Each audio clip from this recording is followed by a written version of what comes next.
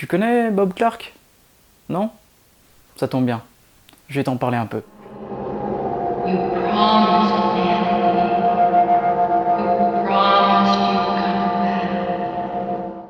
Alors, Robert Clark est né le 5 août 1939 à la Nouvelle-Orléans. Issu d'une famille pauvre, d'une mère barmaid et d'un père décédé jeune, il grandit en suivant sa mère entre Birmingham en Alabama puis Fort Lauderdale en Floride. Il resta en Floride pour poursuivre ses études, s'intéressant notamment aux arts. Il devient acteur, metteur en scène à Miami et connaît même une petite activité théâtrale à New York. C'est en 1972, à l'âge de 31 ans, et notamment sous le pseudonyme de Benjamin Clark, qu'il écrit, produit et réalise à moindre frais un tout petit film d'horreur qui s'appelle Children Should Not Play with Dead Things. Mélange de comédie et d'horreur avec des zombies, Children Should Not Play with Dead Things est un quasi-pastiche de La Nuit des Morts-Vivants de George Romero.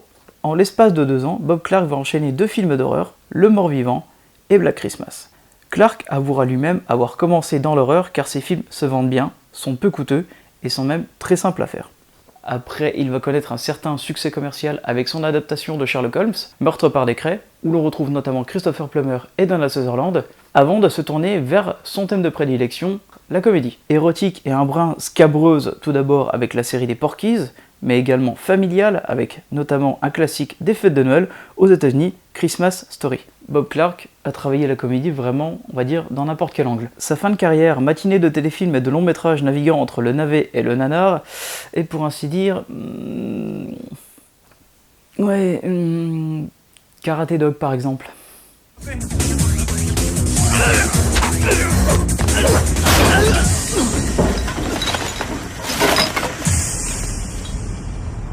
Very clever. Well, I'd give you about a 6. Destin tragique pour Clark, puisque ce dernier et son plus jeune fils sont morts d'un accident de la route le 4 avril 2007. Mais au-delà de ces films de comédie, comme je l'ai dit juste avant, voire même de ses nanars, ce que je retiens de sa carrière, c'est bien évidemment dans les cinémas d'horreur, et c'est le film que je vais vous présenter, Le Mort-Vivant. Sorti aux États-Unis en 1974 et en France en 1975, Dead of Night, qui est le nom américain du film, est assurément le film le plus sérieux de Bob Clark. Alors, il y a Dead of Night, il y a aussi un autre nom, Death Dream, parce qu'il ne faut pas l'oublier, c'est que ce genre de film de série B sorti dans les années 70, les titres changeaient en fonction de certains pays, même en fonction de certains pays anglophones. Après Children Should Not Play with Dead Things, le réalisateur Bob Clark et le scénariste, mais également chef-maquilleur Alan Ormsby, continue de développer le mythe du zombie en l'associant avec un thème encore plus d'actualité en 1972, la guerre du Vietnam.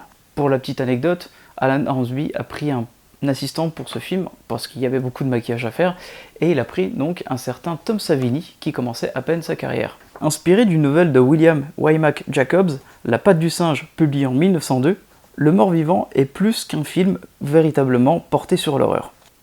Contredisant l'annonce officielle de sa mort par l'armée, le jeune Andy retourne chez lui. Le bonheur des parents de le revoir est vraiment de courte durée.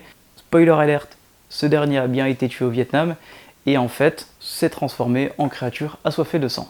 Délaissant la mythologie classique du non-mort, Dead of Night de Bob Clark s'inscrit dans la tendance critique du nouveau cinéma fantastique des années 70, jalon important dans l'évolution d'un genre désormais voué à l'exploration des limites de la représentation cinématographique, mais aussi à la contestation politique et à la satire sociale. Le métrage aborde le malaise du Vietnam non pas en terre asiatique, ou uniquement lors d'une courte scène d'entrée, mais sur le sol américain en mettant en scène le retour d'un soldat chez lui. Les propos de l'œuvre sont d'ailleurs amplifiés par cette décontextualisation géographique. La dimension sociologique prend tout son sens quand on voit l'opposition en fait entre l'enfer qu'a vécu Andy au Vietnam, ce que l'on imagine de principal, et surtout en fait la bourgeoisie de la banlieue américaine telle qu'elle est représentée dans ce film.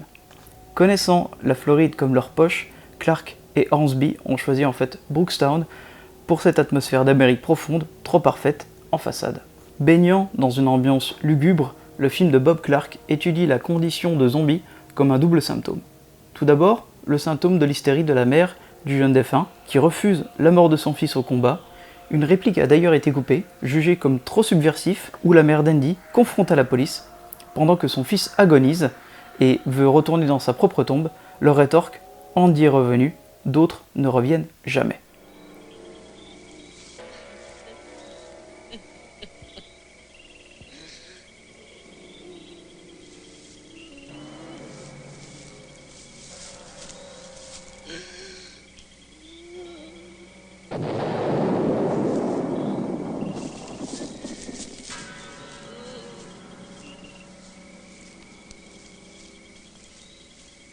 Andy's home. Some boys never come home.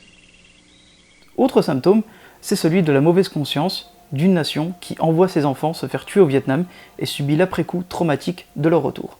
Le rôle du père, distant, loin d'exulter comme sa mère, peut être vu comme la représentation de la société conservatrice déçue d'avoir perdu cette guerre. Attention spoiler, il n'est pas anodin en fait que ce soit le père qui ait les premiers soupçons comme quoi Andy n'est plus le même, et ça va être balayé direct avec une scène très dure en fait, assez brutale pour le coup, où Andy va carrément en fait tuer le chien de la famille. En dépit de ces traitements existentiels propres au film, et notamment sur cette période assez traumatique, il faut quand même relater que ce film reste un film d'horreur, avec son atmosphère pesante bercée par le compositeur Carl Zittrer, sans oublier ce mort-vivant au comportement absent qui frappe ses victimes par de rares salves de violence extrême, cette figure complexe, autant photomatique, les absences physiques d'Andy, et zombiesque, son statut de mort parmi les vivants, que vampirique, il s'injecte le sang de ses victimes, Andy est le fruit du résultat de cette sale guerre. Une chair à canon de peu médicaments pour tuer et sacrifier sans aucun état d'âme.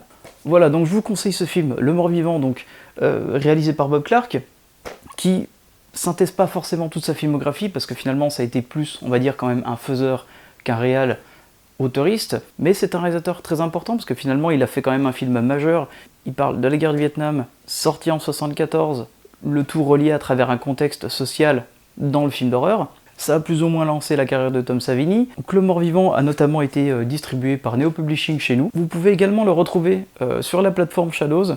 Je vous conseille vraiment de le regarder. Il a un côté très intéressant par le contexte, par le biais de sa mise en scène, par le biais de l'ambiance, mais aussi et surtout, finalement, par l'œuvre en elle-même et le message qui est porté derrière. Ce qui est très intéressant, c'est que finalement Bob Clark a peut-être fait son film le plus politique au début. N'hésitez pas à le regarder, il est très intéressant.